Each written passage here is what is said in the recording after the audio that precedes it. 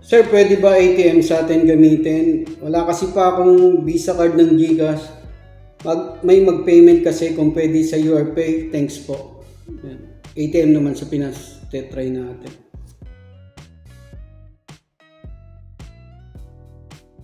Yo, what's up mga kabayan? Welcome back sa aking channel OFW Nonoy. Bale, sunod ko pong i-share na video is kung paano naman mag-add money Pinas to abroad pa rin yung BDO to URPay. Ayan. Kasi nakarang video po, nag-add money tayo gamit yung GCash Visa card. Ngayon, ATM naman sa Pinas. Para masagot natin yung tanong ni kabayan, Sir, pwede ba ATM sa atin gamitin? Wala kasi pa akong Visa card ng GCash. May mag-payment kasi kung pwede sa URPay. Thanks po. Ayan. Sa mga, for example, may magbabayad po sa inyo na nasa Pinas or kailangan nyo ng budget. Yan, itatry natin. Itatry ko po yung BDO Kabayan Savings Account ATM ng miss ko. Kasi yung BDO ko, wala pa po akong ATM. Ayan, parehas din ng procedure. I-add nyo lang yung details ng ATM nyo sa Pinas. Yung card number, expired date, saka yung CVV, yung security code, yung 3 digits sa likod. Okay, simulan na po natin. Yan, login lang po kayo sa URPay nyo. Parehas po lagi ng procedure. Pag nasa dashboard po kayo, add money po. Click nyo yung add money. Tapos bank card. Ayan, dinilit ko yung ibang ATM dyan. Tapos click nyo add new card. Enter details manually. Pwede nyo yung picturean, pero details, add details manually lang po tayo. Ayan, lagay nyo na yung details ng card nyo, yung sinabi ko po kanina. First, name, card number, at saka expiration date. Click nyo yung save this card. Lagyan nyo ng tag or nickname. Kayo na pong bahala kung anong ilalagay nyo. Pag okay na, click nyo na yung next.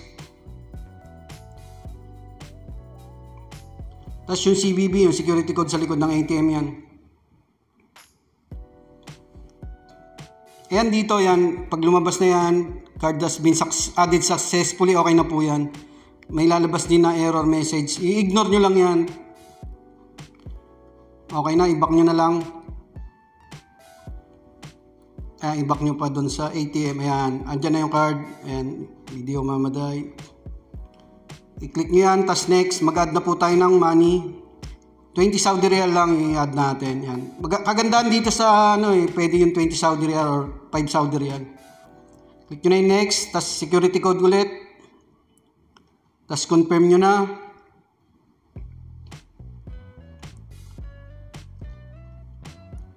Magsisend ng OTP yung bangko nyo. Ayan, BDO. Enter nyo lang dyan yung OTP.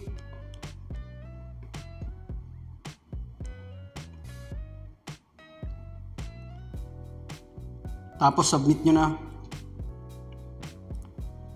Ayan, medyo dito matagal sa 3D Secure dito sa URPay. Yan po yung concern natin dyan. Huwag nyo pong i-close yan mga kabayan. Ayan, thank you. You added money to your wallet successfully. Click nyo na yung done. Okay na po yan. Ayan na yung 20 Saudi Real. Gawin lang po mga kabayan kung paano gamitin yung ATM sa Pinas sa pag-add money sa URPay. Ayan, andyan din sa transaction yan. Maraming po salamat. Ayun kabayan, sana sagot ko po yung katanungan nyo. Sa iba pa po nating mga kababayan na may katanungan, message nyo lang ako sa aking YouTube channel at Facebook page OFW Nonoy. At kung nahirapan po kayo sa pag-register sa online transfer apps, pwede ko po kayong matulungan. Join lang kayo sa aking YouTube membership. Nasa link po yung description. Andiyan po yung link ng YouTube membership ko. Matutulungan ko po kayong ma-register yung account nyo. Yan, maraming salamat po. Mag-iingat lagi guys sa paggamit ng online transfer apps. Isi-secure nyo yung details nyo at yung OTP, huwag nyo pong bibigay kahit kanino. Maraming po salamat.